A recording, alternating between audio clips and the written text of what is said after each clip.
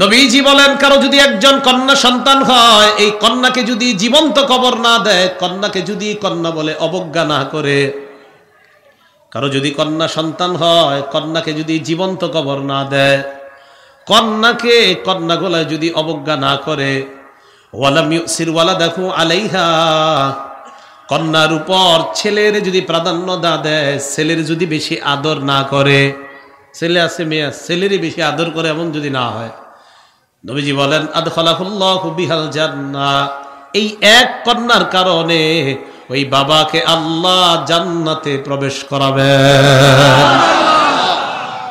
দুই কন্যা আছে কাদের? হাত তোলেন। আপনাদের দুই কন্যা, আপনাদের অবস্থা তো আরো ভালো। তিরমিজি শরীফের 1914 নম্বর হাদিসের বর্ণনা, عن أنس بن مالك رضي الله تعالى عنه قال قال رسول الله صلى الله عليه وسلم,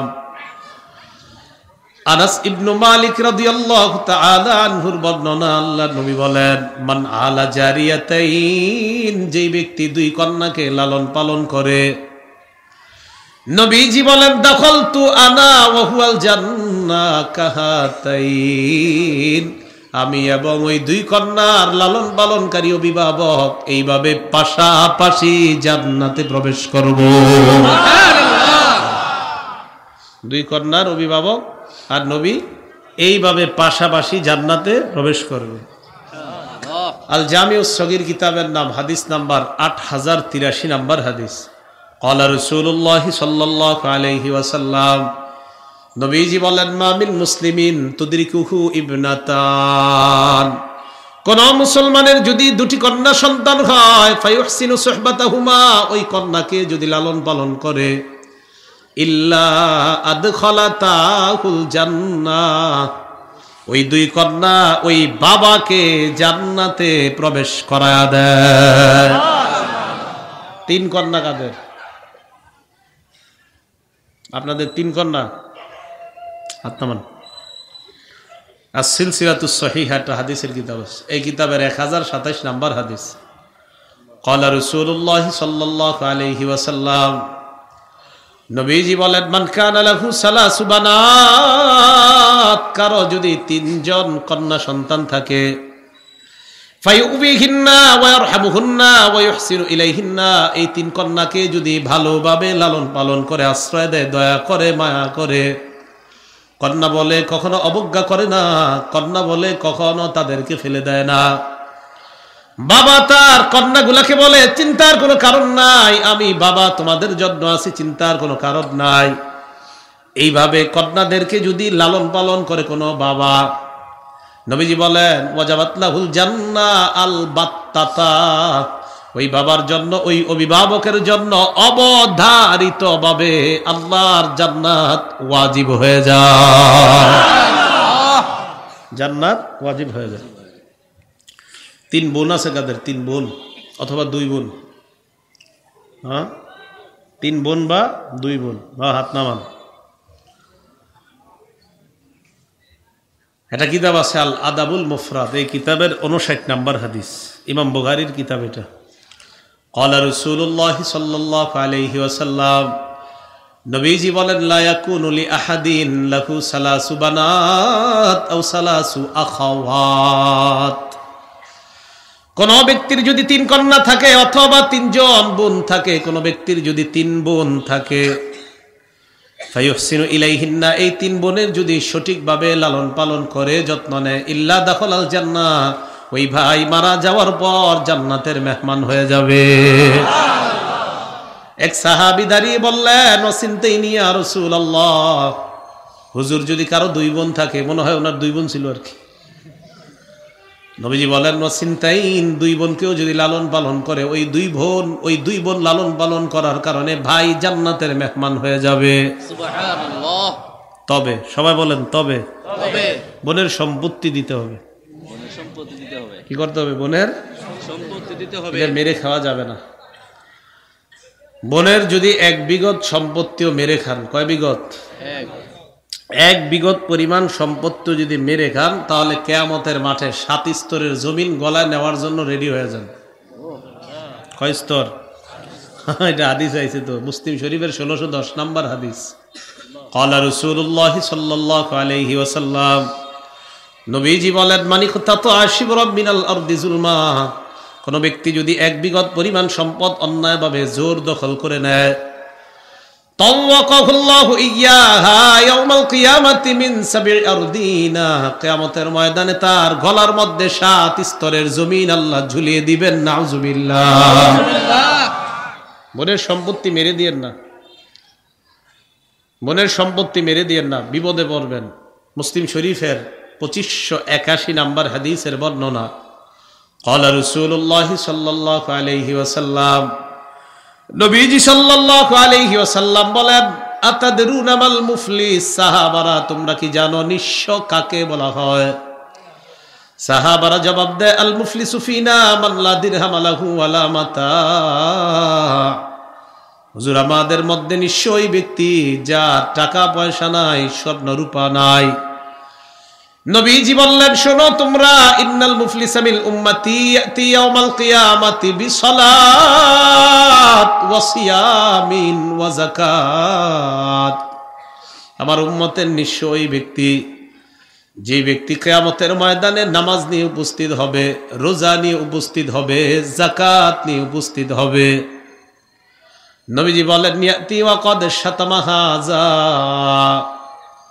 এই ব্যক্তি নামাজ রোজা যাকাত নিয়ে উপস্থিত হবে, তবে লোকটা দুনিয়ার মধ্যে আরেকজনকে গালি দিত। ওয়া শাতামা হাযা ওয়া কাযাফা হাযা, আরেকজনের উপর ঢিল ছুঁড়ে মারত। ওয়া আকালা মালা হাযা, আরেকজনের সম্পদ পেটের মধ্যে ঢুকাইতো। প্রত্যেক বছর রমজান মাসে উমরা করতো, আর প্রতি বছর হজে যাইতো, আর আরেকজনের টাকা মাইরা খাইতো। একজনের উমরা আর হজ করা খারাপ না, প্রত্যেক বছর উমরা হজ যদি সামর্থ্য থাকে করবেন। আরেকজনের টাকা দিয়ে কিনলে আপনি নিজের থাকলে করেন, আরেকজনেরটা দিয়ে করা মানে আপনি তো ভিক্ষা করেন, ভিক্ষা করে কন যে আমি ভিক্ষা দাও, আমি হজে যাবো, এটা করলে তো হয়। হ্যাঁ, তো আপনি যদি ভিক্ষা না করে ওই স্টাইলে দেন, তো আপনি চোর, চুরি করে হজে গেলেন। আরেকজনেরটা নিয়ে লজ্জা শরম করে না? আর ভাব মারান প্রত্যেক বছর আইসা, আর হুজুরের জিগান খতিব সাহেবরে, হুজুর আমি তো প্রত্যেকবার হজে যাই, উমরায় যাই, আর যাকাত দেই, আমার জন্য জান্নাত ঠিক আছে নি? তো হুজুরও বলে, হ্যাঁ মাশাআল্লাহ আপনি তো জান্নাত পাবেন। তো এলাকাবাসীরা এসে কয়, হুজুর কয়ে দিছে আমি জান্নাত। কি সুন্দর জান্নাত! এলাকাবাসী কয়, তুমি যে মানুষেরটা মারো, তোমার বোনের সম্পদ দাও না, এটা কই শুনি হুজুরে কোন? নবীজি বলেন, সাফাকা দামা হাযা, এই ব্যক্তি অন্যের সম্পদ ভক্ষণ করেছে, অন্যের রক্তপাত ঘটিয়েছে। ওয়া দরাবা হাযা, অন্যকে আঘাত করেছে। কিয়ামতের ময়দানে এই ব্যক্তি উপস্থিত হওয়ার পর মাজলুমরা আসবে, আসার পর বলবে, আল্লাহ জালেমের জুলুমের বিচার চাই। ফায়ুতা হাযা মিন হাসানাতি, জালিমের জুলুমের বিচার চাওয়ার পর জালিমের নেক আমল নামা, ওই যে নামাজ রোজা যাকাত থেকে তার নেক আমল থেকে মাজলুমকে দেওয়া হবে। মাজলুমকে দেওয়ার পর আরেকজন আইসা বলবে, আল্লাহ বিচার চাই। ফায়ুতা হাযা মিন হাসানাতি, তাকেও তার নেক আমল দেওয়া হবে। আর মাজলুমরা আসবে, আসার পর বলবে, আল্লাহ বিচার চাই। ফাইন ফানিয়াত হাসানাতুহু, জালেমের নেক আমলের পাল্লা যখন শেষ, নেক আমল শেষ, নেক আমলের মধ্যে আরেকটাও নেক আমল নাই। উখিযা মিন খাতায়া, তখন মাজলুমের গুনাহগুলা নেওয়া হবে, নেওয়ার পর জালেমের আমলনামার মধ্যে দিয়ে দেওয়া হবে। সুম্মা তুরিহা ফিন্নার, এরপর জালেমকে জাহান্নামে নিক্ষেপ করা হবে। জালেম যত বড়ই হোক, জালেমকে আল্লাহ ছাড় দিবে না, মাথা রাখবেন। জালেম ছোট জালেম হোক আর বড় জালেম হোক, জালেম তো জালেম। মুসলিম শরীফের 2578 নম্বর হাদিসে আসছে, ক্বালা রাসূলুল্লাহ সাল্লাল্লাহু আলাইহি ওয়াসাল্লাম, নবীজি বলেন, আয-যুলমু যুলমাতু ইয়াউমাল কিয়ামাহ, জুলুম কিয়ামতের ময়দানে অনেকগুলা অন্ধকার রূপ ধারণ করবে। মুসলিমের 2577 নম্বর হাদিসের বর্ণনা, হাদিসে কুদসির মধ্যে আল্লাহ বলেন, ইয়া ইবাদি ইন্নী হারামতু যুলমা আলা নাফসি, হে বান্দারা আমি নিজের উপর হারাম করলাম, আমি কারো উপর জুলুম করি না। ওয়াজআলতুহু বাইনাকুম মুহাররামা, আমি তোমাদের উপর হারাম করে দিলাম, তোমরা একে অপরের উপর জুলুম করবা না। আল্লাহ কারো উপর জুলুম করে না, আমি আপনি কারো উপর জুলুম করা এটা আল্লাহ আমাদের জন্য হারাম করে দিয়েছেন, তাই আমরা কারো উপর জুলুম করব না। আল্লাহ বলেছেন ফালা তাযালামু, তোমরা কারো উপর জুলুম করবা না। আল্লাহ আমাদের সকলকে বোনদের সম্পত্তিগুলা যেন আমরা যথাভাবে সঠিকভাবে আদায় করে দিতে পারি, আল্লাহ তৌফিক দান করেন, আমিন। আম্মা জান আয়েশা সিদ্দিকা রাদিয়াল্লাহু তাআলা আনহার বর্ণনা, তিরমিজি শরীফের 1915 নাম্বার হাদিস। এক মহিলা আসছে ওনার কাছে, আসার পর ওই মহিলার সাথে দুই মেয়েও আছে, আম্মা জানের কাছে আসছে। ফাসা আলাতনি, আমার কাছে সাহায্য চায়। ফালাম তাজিদ ইনদি গায়রা তামরা, আমার কাছে একটা খেজুর ছাড়া সাহায্য দেওয়ার মতো আর কিছুই নাই। আম্মা জান আয়েশা সিদ্দিকা বলেন, আমার ঘরে একটা খেজুর, এই খেজুর ছাড়া দেওয়ার মতো আর কিছু নাই। ফাআতাইতুহা, আমি তাকে খেজুরটা দিয়ে দিলাম। খেজুর দিয়ে দেওয়ার পর ফাকাসামাতহা বাইনা ইবনাতাইহা, আম্মা জান বলেন আমি তাকায়া দেখলাম মা একটা খেজুর দুই ভাগ করে দুই মেয়েকে দিয়ে দেয়। এক খেজুর দিলাম, এই খেজুর দুই ভাগ করে দুই মেয়েকে দিয়ে দিস। মেয়ে দুইটাকে দেওয়ার পর মেয়ে দুইটা খেজুর খায়, মা খেজুর খায় না। এগুলা মাঝে মাঝেই হতো। আম্মা জানদের ঘরে খেজুর ছাড়া কিছু থাকে না, পানি ছাড়া কিছু থাকে না, এমন দৃশ্য প্রায় হতো। একবার নবীজির কাছে এক মেহমান আসছে, বুখারী শরীফের বর্ণনা। মেহমান আসার পর নবীজি সাল্লাল্লাহু আলাইহি সাল্লাম এক সাহাবীকে পাঠাইলেন, দেখো তো আমার বিবিদের ঘরে খাবার আছে কিনা। সাহাবী সব বিবিদের ঘর তালাশ করে আসছে, আইসা কয় হুজুর সব বিবিরা বলছে মা মাআনা ইল্লাল মা। ইয়া রাসূলুল্লাহ, আমি সমস্ত আম্মা জানদের ঘরে গেলাম, সবাই বলছে ঘরের মধ্যে পানি ছাড়া কোনো খাবার নাই। কি ছাড়া? পানি ছাড়া। আম্মা জান আয়েশা বলে আমার ঘরে খেজুর আছিল, তারই ওনাদের ঘরে খেজুর থাকা না থাকাটা, পানি না থাকা অথবা পানি ছাড়া অন্য কোনো খাদ্য না থাকা, এটা কোনো ব্যাপার ছিল না, এটা স্বাভাবিক একটা বিষয় ছিল। তো সব বিবিরা যখন সংবাদ পাঠাইছে ঘরে পানি ছাড়া আর কিচ্ছু নাই, নবীজি সাল্লাল্লাহু আলাইহি সাল্লাম বললেন মাইয়ুদিফু হাযা, আমার এই মেহমানটাকে কে মেহমানদারি করবা। এক সাহাবী দাঁড়িয়ে গেলেন, দাঁড়িয়ে বললেন ইয়া রাসূলুল্লাহ, আমি আপনার মেহমানকে মেহমানদারি করব। এই কথা বলে ওই সাহাবী নবীর মেহমানকে বাসায় নিয়ে যায়। বাসায় নিয়ে যাওয়ার পর তার বিবিকে বললেন আকরিমি দাইফা রাসূলিল্লাহি সাল্লাল্লাহু আলাইহি ওয়াসাল্লাম, মেহমান বাসায় নিয়ে আসলাম, এটা সাধারণ কোনো মেহমান না, এটা আল্লাহর রাসূলের মেহমান, তুমি এই মেহমানকে সম্মান করবা। বিবি স্বামীকে কানে কানে বললেন মেহমান আপনি বাসায় আনছেন, বাসায় তো খাবার নাই। বাসায় কি নাই? খাবার নাই। খাবার নাই, কি আছে? বাচ্চাদের খাবার ছাড়া আর খাবার নাই, বাচ্চাদেরকে খাবার খাওয়ানোর মতো কিছু খাদ্য আছে। এই কথা বলার পর স্বামী বললেন হাইয়ি তাআমাকি, বাচ্চাদের খাবারটাই মেহমানের জন্য প্রস্তুত করো। ওয়ানাব্বিমি সিবিয়ানাক, বাচ্চাদেরকে ঘুম পাড়ায়া দাও। ওয়াতফি সিরাজাক, বাতিটা নিভায়া দাও। মেহমান যখন খাবার খাবে বাতি যেন বন্ধ থাকে। মেহমান খাবার খায়, স্ত্রী বাতির কাছে দাঁড়িয়ে বাতি ঠিক করার বাহানায় বাতিটা বন্ধ করে দেয়। বাতি বন্ধ যতক্ষণ থাকে মেহমানের খাবার খাওয়া শেষ, খাবার খাওয়া শেষ হওয়া মাত্র বাতির লাইট আবার চলে আস। সকালবেলা সাহাবী আল্লাহ নবীর কাছে যায়, নবীজি বললেন আজিবা রব্বুনাল লাইলা অথবা দহিকা রব্বুনাল লাইলাতা মিন ফাআলিকুমা, তুমি আর তোমার বিবি গত রাত্রে যেই মেহমানের সাথে আচরণ করলা, তোমাদের এই সুন্দর আচরণে আল্লাহ আশ্চর্য হয়ে খুশিতে আল্লাহ হেসে দিয়েছেন। আল্লাহ হাসি দিয়েছে তোমাদের এই কাজ দেখা।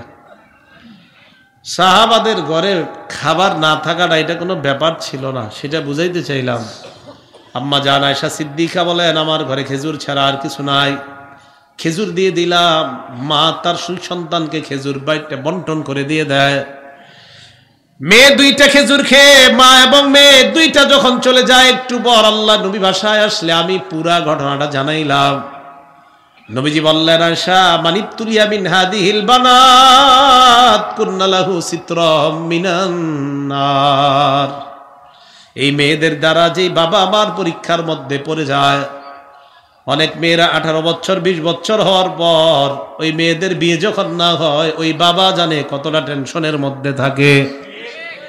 নবীজি বলেন মেয়েদের কারণে, কন্যার কারণে বাবারা যদি পরীক্ষার সম্মুখীন হয়, মা বাবা যদি পরীক্ষার মধ্যে পড়ে যায়, আয়েশা তুমি জানা দিবা কুন্না লাহু সিতরাম মিনান নার, এই মেয়েগুলা ওই মা বাবার জন্য জাহান্নাম থেকে বাঁচার কারণ হয়ে যায়। তাহলে কন্যা রহমত, কন্যা কি বলেন, কন্যা কি? তো কন্যাদেরকে মানুষ করা দরকার আসেনি? এই যে মাদ্রাসাগুলোতে দিবেন কন্যা, ঠিক আছে না? কন্যা মাদ্রাসায় দিবেন কেন, কি লাভ? দেখেন, একটা মেয়ে তার স্বামীর কাছে যাওয়ার পর স্বামীর কিছু অধিকার থাকে, তো এই অধিকারগুলা একটা মেয়ের জন্য পালন করা তখন সহজ হয় যখন মেয়েটার মধ্যে দ্বীনের শিক্ষা থাকে।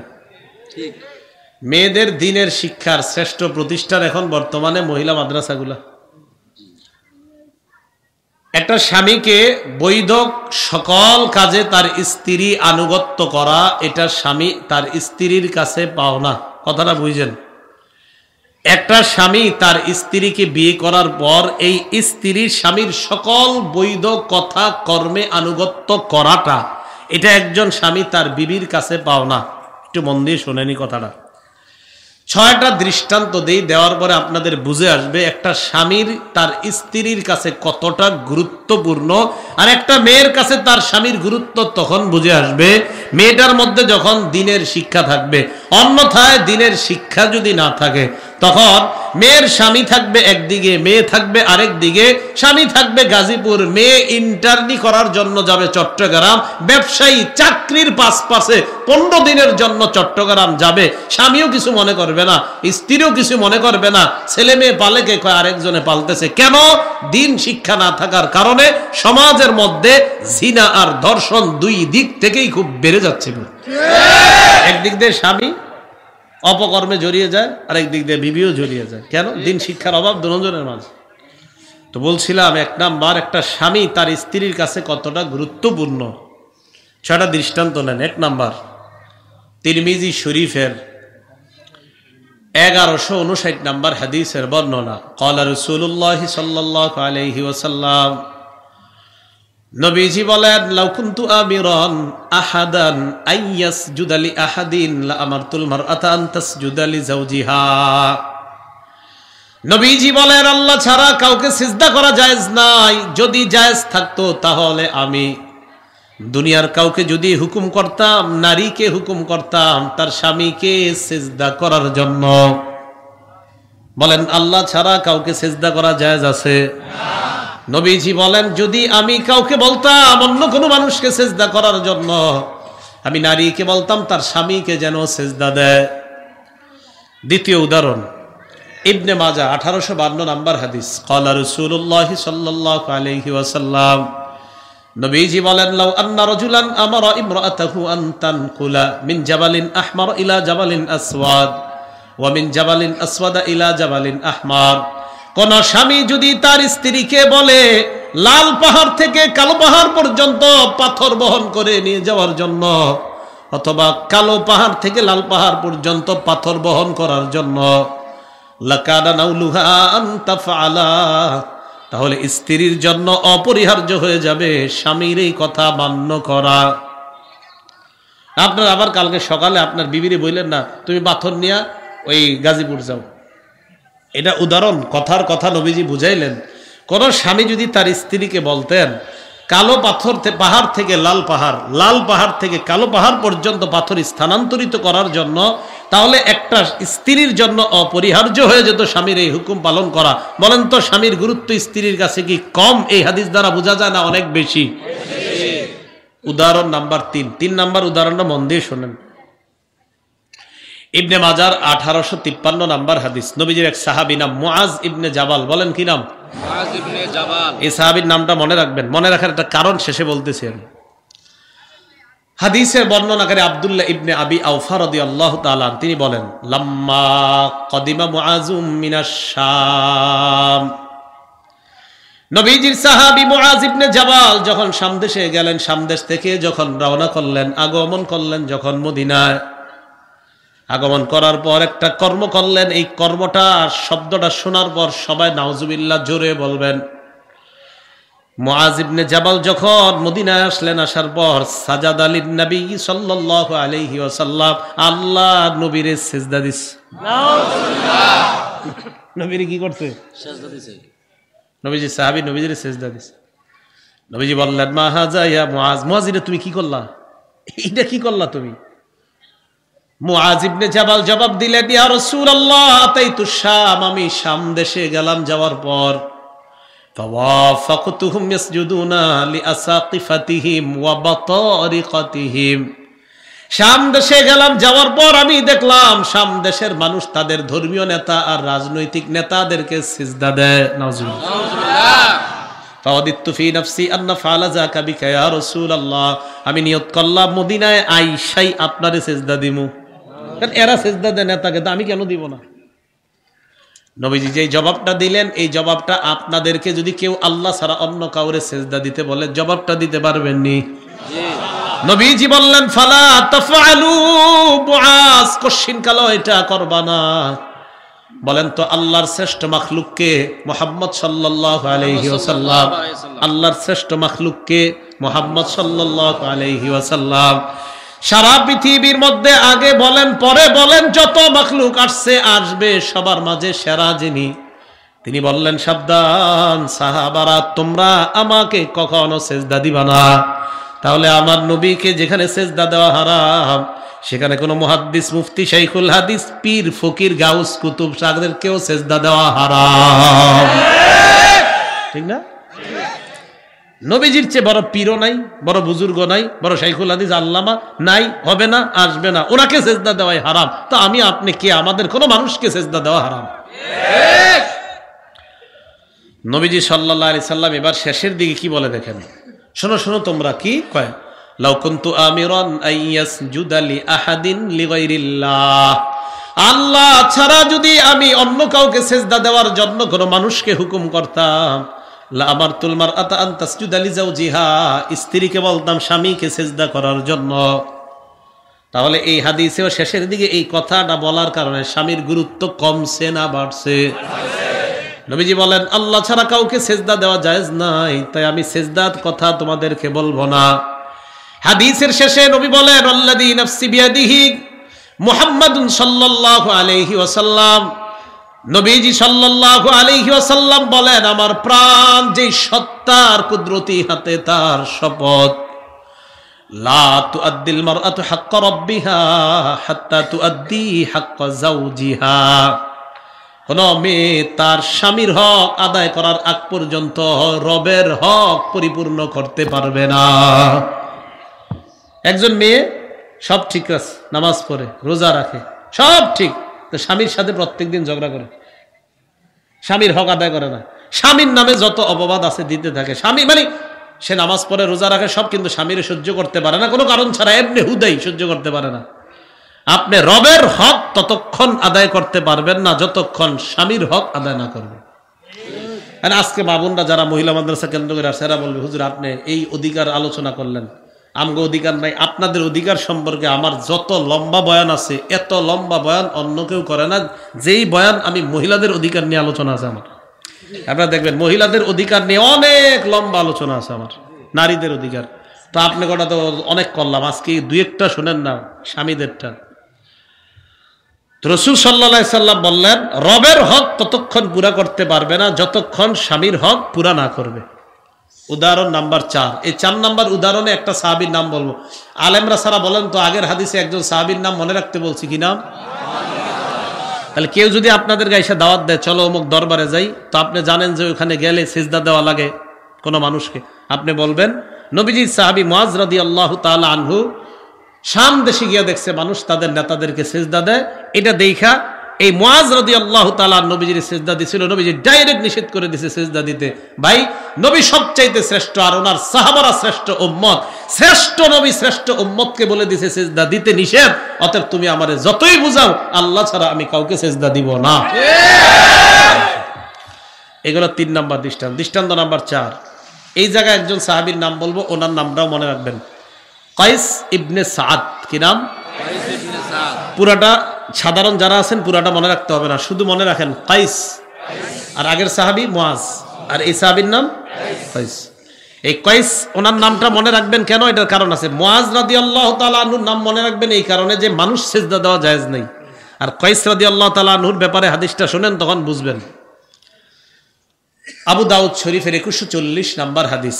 এই কাইস রাদিয়াল্লাহু তাআলা আনহু বলেন, আতাইতুল হিরা, কুফার একটা এলাকা আছে নাম হীরা, এলাকার নাম কি? হীরা।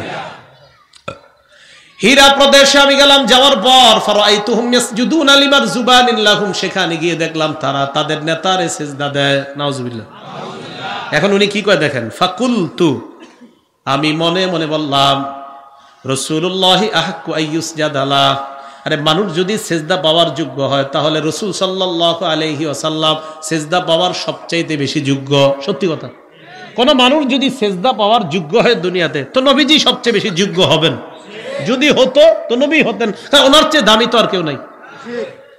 তো উনি মনে মনে এটা বললেন সাহাবী কয়েস। উনি কি করলেন? উনি বলেন, আতাইতুন নাবিয়্যা সাল্লাল্লাহু আলাইহি ওয়াসাল্লাম, আমি সোজা আল্লাহ নবীর কাছে আসলাম। আসার পর আল্লাহ নবীকে বললাম, ইয়া রাসূলুল্লাহ আতাইতুল হীরা, আমি হীরা দেশে গেলাম, কুফার হীরা নগরীতে গেলাম। যাওয়ার পর রাআইতুহুম ইয়াসজুদুনা লিমারযুবানিন লাহুম, দেখলাম তারা তাদের নেতাকে সিজদা দেয়। তা আমিও একটা নিয়ত করছি, আপনারে সিজদা দিমু। আগের সাহাবী তো দিয়ে ফেলছে, আর উনি বলতেছে আমি নিয়ত করছি আপনারে দিমু। নবীজি বলেন, কি বলতে চাও? কাফা আনতা ইয়া রাসূলুল্লাহ আহাক্কু আন নাসজুদা লাহ, আমি চিন্তা করে দেখলাম সিজদা পাওয়ার বেশি যোগ্য আপনি। এটা সত্যি কথাই তো, যদি কারো সিজদা দেওয়া জায়েজ হয় তা আপনি বেশি যোগ্য। নবীজি সবচেয়ে বেশি যোগ্য যদি জায়েজ হতো, কি বলেন? কিন্তু আল্লাহ ছাড়া কাউকে সিজদা দেওয়া জায়েজ নাই। তো নবীজি কয়, এটা তুমি কি কইলা? জি হুজুর, নবীজি যে কথাটা বলছে সারা জীবন মনে রাখেন। নবীজি কয়, আর আইতা লাউ মাররতা বিকবরি আকুনতা তাসজুদু লা, নবীজি বলেন, মনে করো তুমি যদি আমার কবরের সামনে দিয়ে যাইতা, আমার কবরকে কি তুমি সিজদা করতা?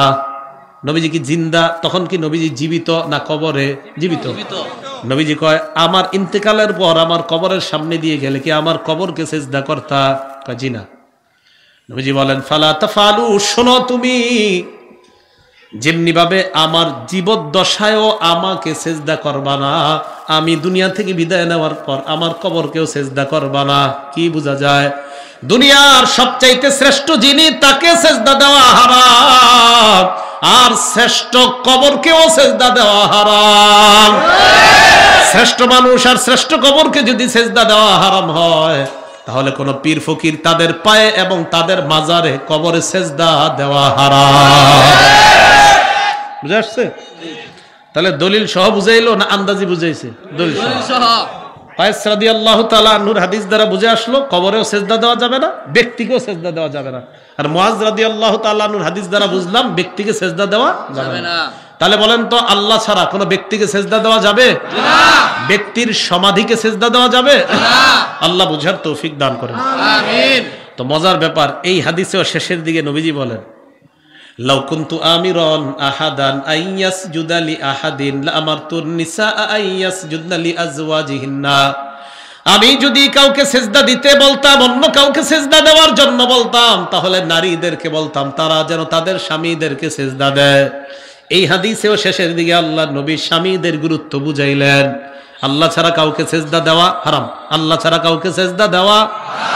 যদি জায়েজ থাকতো, নবী বলেন, আমি বলতাম নারীরা যেন স্বামীকে সিজদা দেয়। গুরুত্ব কম না বেশি?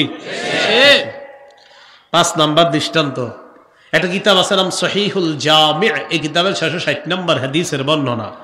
ক্বালা রাসূলুল্লাহ সাল্লাল্লাহু আলাইহি ওয়াসাল্লাম, নবীজি বলেন, ইদা সাল্লাতিল মারআতু খামসাহা, মহিলারা 4টা কাজ করবে। বলেন কয়টা? 4টা। আপনাদের বিবিদেরকে বাসায় গিয়ে বলবেন 4 আমল পাবন্দির সাথে যত্ন সহকারে করতে। বলেন তো কয় আমল? 4 আমল। 1 নাম্বার, ইদা সাল্লাতিল মারআতু খামসাহা, 5 ওয়াক্ত নামাজ ঠিকমতো পড়বে।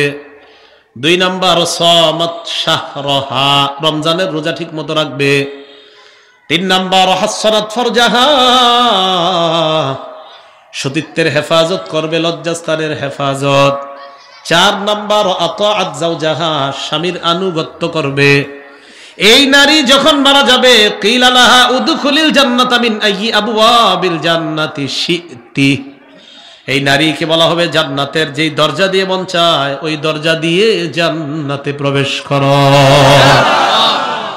উদাহরণ নাম্বার 6, নবী বলেন ইদা মাতাতিল মারআ ওয়া যাওজুহা আনহা রাদ, কোন নারী যখন মারা যায় তার স্বামী যদি তার উপর সন্তুষ্ট থাকে, নারী মারা গেছে তার স্বামী খুশি তার উপর, নবীজি বলেন দাখালাতিল জান্নাহ, এই নারী মরবে জান্নাতে যাবে। সুবহানাল্লাহ। নারী মারা যাওয়ার সময় স্বামী সন্তুষ্ট। এখন স্বামী স্ত্রীর এই মাঝে আপনার মহব্বত দূরত্ব তৈরির সবচাইতে শ্রেষ্ঠ একটা কারণ কি? মোবাইল। অথচ স্বামীর অধিকার, স্বামী যদি স্ত্রীকে তার বিশেষ প্রয়োজনে তার কাছে ডাকে আর স্ত্রী যদি কোনো কারণ ছাড়া অস্বীকার করে, নবীজি বলেন সারা রাত ফেরেশতা তার উপর অভিশাপ দেয়। হ্যাঁ সত্যি কথা, ফেরেশতা সারা রাত তার উপর কি দেয়? অভিশাপ দেয়। বুখারী শরীফের বর্ণনা 3237 নম্বর হাদিস।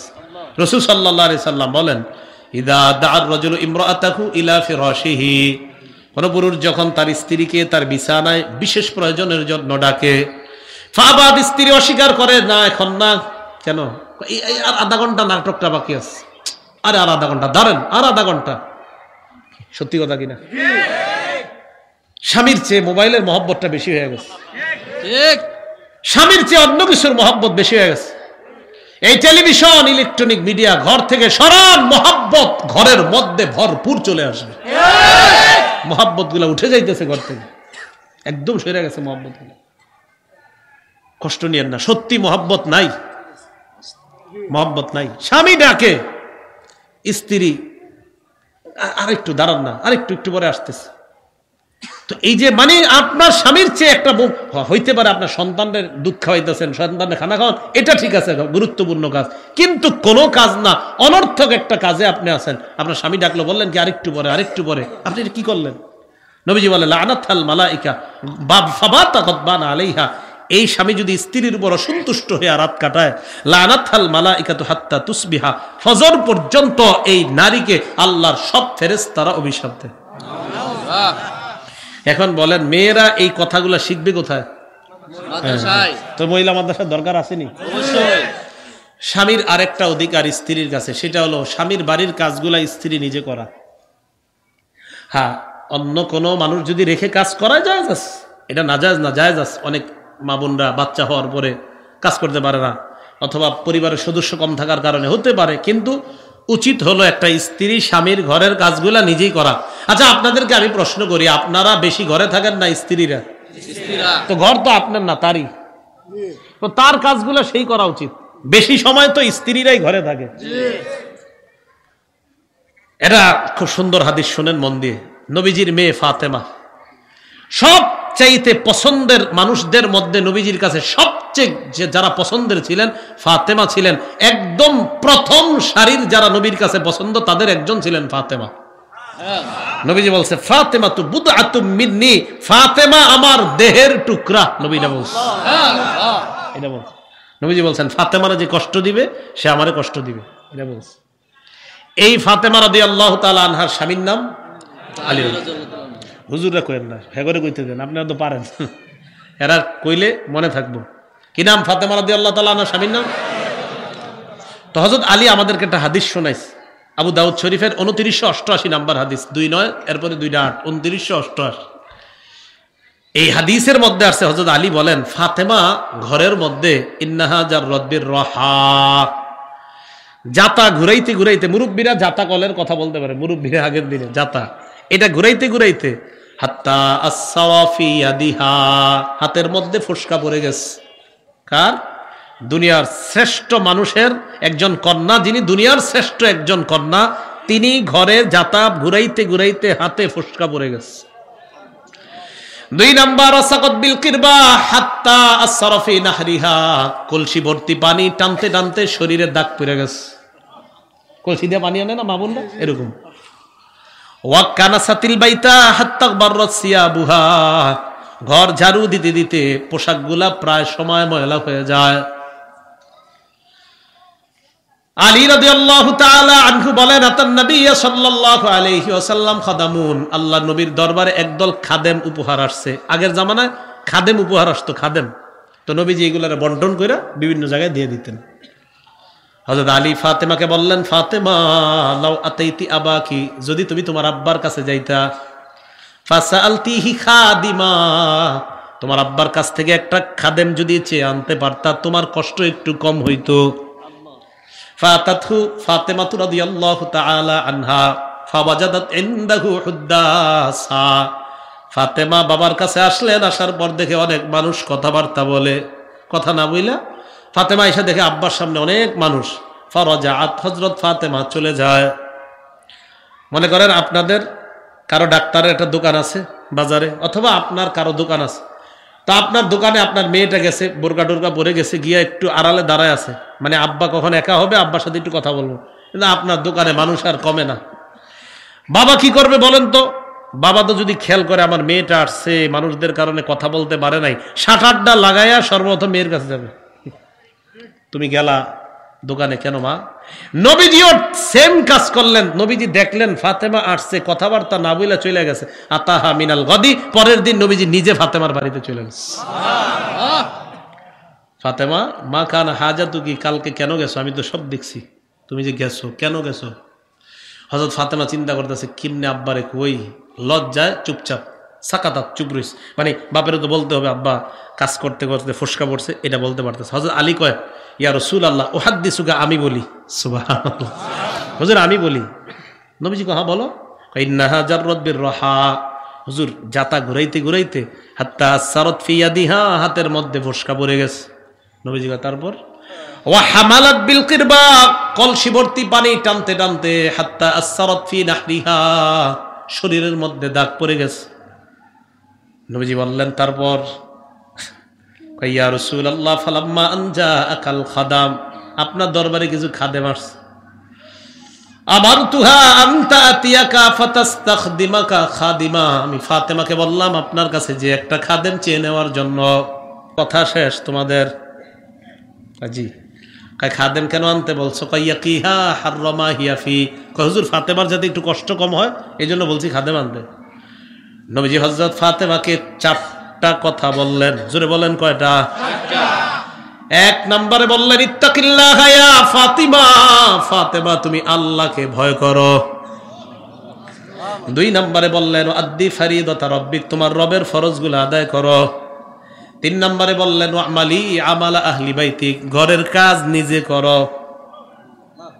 ঘরের কাজ নিজে করো। শ্রেষ্ঠ মানুষ শ্রেষ্ঠ কন্যাকে বলতেছে, শ্রেষ্ঠ মানুষ শ্রেষ্ঠ কন্যা, শ্রেষ্ঠ মানুষ শ্রেষ্ঠ কন্যা। আমার আপনার ভাবের শেষ থাকে না। ওয়া আমালি আমালা আহলি বাইতিক, ঘরের কাজ নিজে করো। চার নম্বরে নবী বললেন, ইদা খস্তিমাত জাকিমা, সারাদিন কষ্ট করার পর যখন বিছানায় যাও তখন তিনটা আমল করবা। কয়টা? এক নাম্বার, সাব্বিহি সালাসা ওয়া সালাসিনা, 33 বার সুবহানাল্লাহ পড়বা। ওয়াহমাদি সালাসা ওয়া সালাসিনা, 33 বার আলহামদুলিল্লাহ পড়বা। ওয়া কাব্বিরি আরবা ওয়া সালাসিনা, 34 বার আল্লাহু আকবার পড়বা। নবীজি বলেন, ফাহিয়া মিআই, হলো 100 বার। ফাহিয়া খায়রুল লাকি মিন খাদিম, ফাতেমা আমি বাবা তোমাকে যে আমলটা শিখিয়ে দিলাম, সারাদিন কাজ করার পর এই আমলটা একজন খাদেমের চাইতে তোমার জন্য কল্যাণ। মোল্লা আলী কারি রহমতুল্লাহ আলাই এই হাদিসের ব্যাখ্যায় লেখছেন, সুবহানাল্লাহ আলহামদুলিল্লাহ আল্লাহু আকবার যখন সারাদিন ক্লান্তির পর মানুষ যখন পড়বে, তার এই তাসবিহ পড়ার কারণে ক্লান্তি আল্লাহ দূর করে দিবেন। ওই শক্তিটার ভর্তুকি হয়ে যাবে এই আমল করলে। এটা শুধু মেয়েরা এমন না, আপনারাও সারাদিন কাজকর্ম করার পর রাতে শোয়ার সময় 33 বার সুবহানাল্লাহ, 33 বার আলহামদুলিল্লাহ, 34 বার আল্লাহু আকবার। নবীজি বললেন, ফাতেমা এটা করো। ফাতেমা এই কথা শুনে বললেন, রাদিতু আনিল্লাহ ওয়া আর রাসূলিল্লাহি সাল্লাল্লাহু আলাইহি ওয়াসাল্লাম, আমি আল্লাহ আর আমার বাবার ফয়সালা মেনে নিলাম। আব্বা আমার খাদেম লাগবে না, আমি আল্লাহর ফয়সালা মেনে নিলাম, আপনার ফয়সালা মেনে নিলাম। এখন বলেন তো, একটা মেয়ে যে তার স্বামীর বাড়িটা তার, একটা মেয়ের স্বামীর বাড়িটা যে তারই বাড়ি, এটা মেয়েটা দিনের মধ্যে বুঝবে কিভাবে? কোথায় গেলে বলেন তো? মাদ্রাসা। তা আগের কথা আসেন, ছেলে কার রহমত, মেয়ে কার নেয়ামত? আল্লাহর। এক কন্যা কার নেয়ামত? দুই কন্যা, তিন কন্যা, একাধিক কন্যা কার পক্ষ থেকে নেয়ামত? আল্লাহর পক্ষ থেকে। তো মেয়েরা দিন শিক্ষা দরকার আছে। মেয়েদের দিন শিক্ষার শ্রেষ্ঠ জায়গা কি? মাদ্রাসা, মহিলা মাদ্রাসা। আল্লাহ আমাদের সকলকে এইগুলার জিগায় না আর কত পেঁচে ফেলাইবেন আমারে। রাসূলুল্লাহ সাল্লাল্লাহু আলাইহি ওয়াসাল্লাম যে জিগাইছে হেও জানে যে এটা না যায়, এর লেগে জিগাইছে। অনেকে জানে যে না যায়, এরপরেও জিগায়। জিগায় কেন? যে হুজুর একটু ফালাই বাড়ে ইউটিউবে, এই হলো নিয়ত থাকে। রাসূলুল্লাহ সাল্লাল্লাহু আলাইহি সাল্লাম আমাদেরকে শিখাইয়া দিলেন, জানায়া দিলেন, মেয়েও রহমত, ছেলেও রহমত। আমরা ছেলে হোক মেয়ে হোক, বাস আলহামদুলিল্লাহ। ছেলে হলো আলহামদুলিল্লাহ, মেয়ে হলো আলহামদুলিল্লাহ। আল্লাহ পাক রব্বুল আলামিন আমাদের সকলকে, আমরা যেন আমাদের এই নিয়ামতগুলাকে কাজে লাগাইতে পারি। মেয়েদেরকেও যেন আমরা একদম সুন্দরভাবে দ্বীনের শিক্ষায় শিক্ষিত করতে পারি। আল্লাহ তৌফিক দান করেন।